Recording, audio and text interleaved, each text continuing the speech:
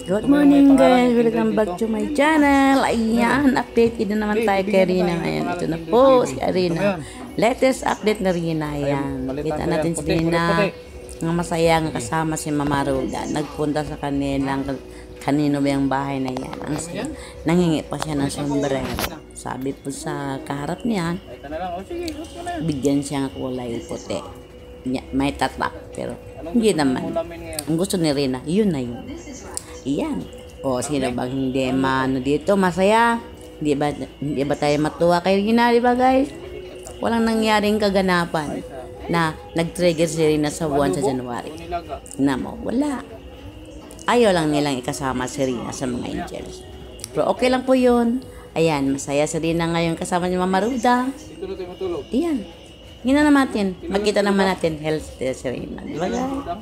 Okay po. Latest video lang to na Rina guys. Short lang to. Okay, bye-bye po. Thank you for watching. And don't forget to subscribe my channel.